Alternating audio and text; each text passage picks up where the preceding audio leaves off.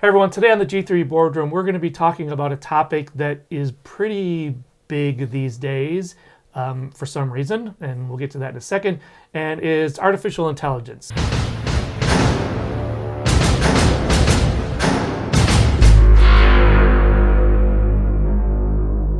We're going to kind of limit it to AI in the board gaming industry. Bob and I both have technical jobs that we do. Do you use any? How much does AI come into play in what you do every day? Well, in software development, a lot of our engineers actually use it. So okay. I've had the debate, is it good or is it bad? In the end, our software developers kind of just say it's another tool that we utilize. I use AI all the time in pretty much everything that I do. I work in a creative field, but AI has been around for a long time. It's become this buzzword, and it's sort of like, the head of the company went to some convention, and the people at the convention are like, how are we going to draw people in? Well, let's talk about AI. And then, then the head of the company comes back to work and is like, okay, everything is AI now. And so all the engineers are like, it's not there yet, but yet we have to now, it's the big buzzword. It is, and it's mainly because of ChatGPT. They made it open to the public and open source too. So all these other companies said, hey, how can we use this to sell our brand? And that's kind of how it did, especially as we're going to get into with the art side of things. The way that I use AI every day is, we're recording this right now. I am letting the camera use AI to keep us in focus and to keep our skin tones looking sort of like they are. I'm using the AI to translate our voice into a digital signal back into intelligible voice. That's where I think that AI has been around for a long time, and people are way overusing it. I saw a commercial the other day for some skin moisturizer. Oh, and this moisturizer uses artificial intelligence to moisturize skin. I'm like, oh my God, you got to be kidding me. Yeah, I think that's going way beyond what they need to. You drink this water and it uses AI to hydrate you. Which is weird because most people I talk to outside of the technical field don't like it. They're afraid of it. Because they don't realize that how pervasive it is. Well, I think of the older media about the machine overlords are going to take over. I think that's what they kind of compare it to some degree. But yeah, in the board game sphere, the designers that I've talked to, it's a highly divisive topic. There's some people that I've talked to I haven't talked to, but I've heard go on record to say, I wanted to just get the quote right. I'm not going to identify the people. I'm not going to identify anyone I talk to because it's not up to me to out them or to put them, having a particular stance. But this person says that AI is lazy guesses by a computer when it comes to generating artwork. I've heard that a lot when it comes to in the artistic field and the digital art. You're being lazy. And the computer's being lazy. No, the computer has to work pretty hard for that kind of stuff. But they come up with, I think what he means by lazy guesses is stuff that is like, why? I remember I was using an AI tool, a generative AI in Photoshop. And, just for fun, I'm like, I came up with a famous person in, I think it was Jay-Z in a New York club. And, the images that come on, I'm like, why does he have 3 hands? That's the biggest problem right now. Couldn't find a real picture of Jay-Z, and I tried to find other images just pulled off the top of my head. I'm like, a ringleader at a circus. Why so many skeletons?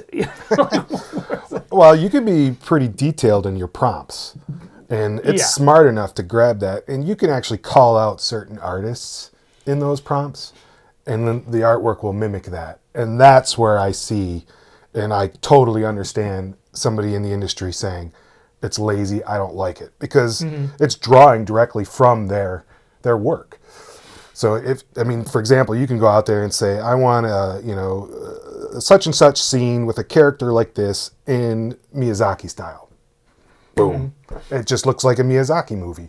So if you're going to say that is about a specific artist and it knows that artist, you're going to get that. And I could totally understand, an artist who's gone through years and years of training, or, just on their own years and years and years of practice to hone that skill, that, somebody that comes in and just says, oh, I'm going to put in a whole bunch of words, give me a picture here, and there we go, and then try to sell it. When it comes into the game design, we were talking earlier, you've got, a couple components of your game. You have your artwork, which is what we're talking about. You have your game mechanics. You can have lore if you have, a game that you want to have a story behind it. And then the objects and the dice that you might use, or the characters and stuff like that. Am I missing anything? That covers most of the big components. I like the additional lore to that. So with AI, in its current state, I don't think you can tell it to design a game using certain prompts that has the complexity of a lot of the games and the mechanics that we have out right now. Right. I see it as a benefit for somebody that says, hey, I've got a great idea. I got a great mechanic, I've been inspired by all these. I've been playing for 10 years. I might want to give it a go myself. I don't condemn them for maybe using AI to build out some images for that game. If they're just a totally independent, never has done it before, at least they can kind of use that to up their game a little bit and maybe get it out in front of some play testers and stuff like that. I know a lot of times, there's a disclaimer that you use AI for certain things on your products. And I don't think I would be against buying a game if I saw that, depending on what kind of the mechanics was. I think that, there's so many, so many things to go, so many things to say, so many ways to go. You had mentioned using AI. I saw on social media someone who was promoting their game with one of those AI spokespeople. And now it was obvious to me that it was an AI spokesperson, and the person had on there that it was labeled AI. But there's the slippery slope. AI is a great tool. What if it's not going to take too long before AI gets to a point where you won't be able to tell that that's an AI-generated spokesperson. And if the person doesn't label it as AI, and the AI spokesperson is not just saying, hey, check out this game. If the AI spokesperson is saying, this is the greatest game you'll ever see, I love it, that's very dishonest. Problem. Yeah. I can see why some people, like I said, I mentioned that some people that just absolutely hate it, and I think that those are people that are artists, and they have a lot to lose because, they would say, don't use AI to generate your art. Come pay me to generate your art. Even I wanted to read this. When we were thinking about this topic, I went and checked out Webster's definition of art. And it defines it as the conscious use of skill and creative imagination in the production of aesthetic objects and works so produced. That makes it about as clear as mud. Define conscious use, define creative, define imagination, all that stuff. You can have the most wild imagination. You just might not have the skill set to put that down on paper. So I feel that that's a good tool that can, if you have the most wild imagination and you know the words, you can type it out, get something back, and then say, okay, I like that. I could tweak it to my needs. This is what I was looking for. I can understand, somebody using it for that. But just to say, let's say, just design me a whole game using these chats and not having, or using these prompts and not using any type of thought into the mechanics. Yeah, that's kind of a cop-out. I think that it's bad in the long run for it. I think that I don't know, John Stossel wrote a book called Cheap, and it's all about how everyone wants cheap stuff. And in order to compete, everyone else makes their stuff even cheaper. So it's a race to the basement for cheapness, and quality just goes completely out the window. You look at like organic food. I think everyone agrees that organic food is better for you, but nobody wants to pay double for their gallon of milk. Yeah. But theoretically, if something is homegrown, Yeah. it's going to be better. But I think that if you all of a sudden more and more people come out and they're generating all this stuff through AI and using it, it's too easy to use as a crutch. It is. I think that AI, I remember back in the 90s, I used to play computer games and there'd be a computer opponents. Well, hey, guess what? That's AI. Yeah. And I think that for play testing, that's a great tool because you can play test the heck out of a game. But it seems like such a short jump to make between play testing a game through AI and just having the mechanics or the game design by AI. And I don't like where that takes us in the future, because then everything is just so kind of washed out. Yeah. And I just don't think that AI is going to be in a state, at least in the near future, where it can emulate human creativity or human inspiration. I don't think it'll ever quite get there. It's not there now. Right. But I think, it could definitely muddy the waters and inundate the industry or the market. I think there will be laws in place that'll say if anything was utilizing AI, it's going to have to be labeled, and then there could be a stigma to that. But will it though? Wasn't the whole thing about one of the big things about the writer's strike in Hollywood was protections against AI? Well, my understanding is that they did not get those protections. Was it the writer's strike, or was that the Screen Actors Guild? That was more because they didn't want. I thought it was the writers. I think it was more for the Screen Actors Guilds, because they didn't want to be able to have their likenesses used by AI to do for things like the that deep fakes and. Yep. And stuff like that. Or maybe it was both. Yeah, But let you us could know still, in the comments if we're off on this. But I Yeah. thought it was writers. It might have been that one. But you could still use it for writing too. But there are tools out there to detect that. So. Okay. Yeah. I think it would be. Yeah, I think it would be good on a board game to have to say like what AI was used for that. But like I said, like in play testing, I think it'd be a helpful tool. I think that if you have someone who has a brilliant mind, but their brain just doesn't talk to their hand in a way to draw exactly what they're doing. I know that I get it. I get it. The artists that are out there, like I said before, would say, "Well, call me, and I will translate your vision for you." Because it's my livelihood. Yeah. It's tough. It's so easy to take this to the broader scale, like autonomous vehicles. There's a lot of AI in there. There's a big chunk of our economy that's based on people driving around. And if all of a sudden you don't have people driving around, it's going to be a big economic impact. And certainly on the board game industry, there's a chance for it to have a really big impact, relatively soon. But here's another question: does effort always correlate to quality? You can have somebody that's putting in 10 years developing their own game, and it could still come out and it could still be garbage. True. But if they would have had that game designed by AI instead and it was great, would that be? What do you think of that? That's tough. I don't really have an answer for it, but if people like it and they play it and it's enjoyable. And I kind of think that, going back to the organic food thing, I don't know if people will care if a game was designed and the artwork was designed by a computer. I think that they might be like, hey, this is the newest game. I need to have the newest game. Oh, look at how cheap it is because, very few people were actually involved in it. I think I'm going to, buy this game. But I think that, a low tide lowers all boats. And I think that it's going to make board games boring and uniform as time goes on. You need someone in control that has a good creative mind. It could be a good gateway, though. Yeah.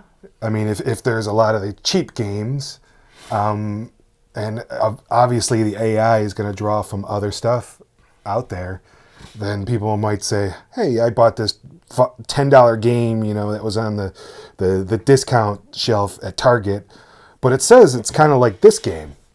Well, not exactly, but I've heard it's kind of like this game. Then they go out and purchase that game, which is a lot more. It could potentially open that as well.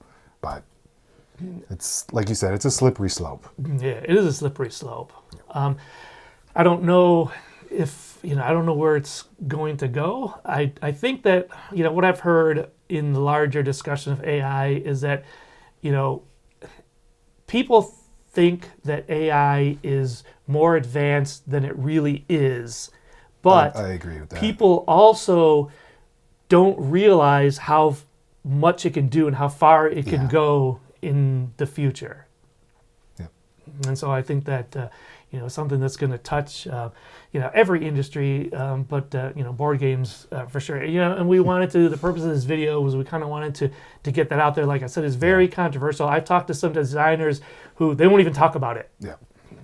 I'll say, hey, what do you think about AI in board game design? There's like, oh, don't ask, I don't want to talk about it, because some people just don't want to come down very on one side of a controversial issue. Well, if all the sci-fi writers have it right, eventually they're going to outlaw AI and there's going to be a war. Yeah, because AI is going to not like being outlawed. Exactly. You go to some places and it's just amazing. You've got the Honda robot, who remember 10 years ago was barely walking. Now that thing's doing parkour. Yep. You doing back flips, front flips. Yeah. You go to Disney World. And I remember going through the Frozen ride, and I was like, oh, they have an actress up there dressed up as Elsa. Yeah. But then when I got closer, I'm like, oh, no, that is an animatronic that looks... It didn't look like a real person, but it looked like the cartoon drawing of Elsa. And I thought it was just a lot of makeup. What's that? The Uncanny Valley. I'm like, wow, that is amazing. And the movements were so fluid. And then they've got, computers that, like on our phones and stuff that you can talk to. You combine those three things, and pretty soon, the Elsa, that thing's gonna be walking around Disney World talking to people. And then it's not gonna be that much longer that you can't call it a thing because it doesn't like being called a thing. And it won't be too much longer after that it just takes over the world. And there needs to be, discussions about ethics in every industry that's going to utilize it. I mean, there's for vehicles, there's a discussion on, and it depends on which manufacturer you go to, the AI that the cars use for self-driving, who does it put as a priority? The pedestrian that car is going to hit, or the driver? Like that was in was that iRobot? Well, no, this has been discussed because. But I mean, it was that hypothesis was brought up in the movie iRobot. Yeah, but it's the same thing. I remember seeing a video on that, and there was a discussion. One manufacturer said this, and the other manufacturer said that. Oh. So it definitely, I think there needs to be open discussion about it in any industry. And for what it's worth, it comes down to what did the one character in Jurassic Park say? They were so preoccupied that they could do it, but they never stopped to think, should I do it? Right, yeah. And I think that, like I said, there's so much push from, people. You got leaders that are bored, and in order to seem relevant, they want to talk about, AI. So they're pushing it, really hard. Yeah. And I think that we need to have some guardrails in place. Definitely. We'd love to hear what your comments are, what you think about it. Hey, let's keep it limited to the board game industry. Yep. What do you think of games that people use AI? What would you think about a game that was completely designed by a computer? Yeah. Would you play it? Would you think it's an abomination? Do you think there should be like notifications, disclaimers? Thank you. Saying about that. And so, we'd love to hear your comments. And if you I know it could be a very divisive topic, but please keep it civil. Yes. And while you're in a civil mind, go ahead and like and subscribe to our channel. And then it motivates us to bring more stuff like this to you. We'll see you next time. Thanks.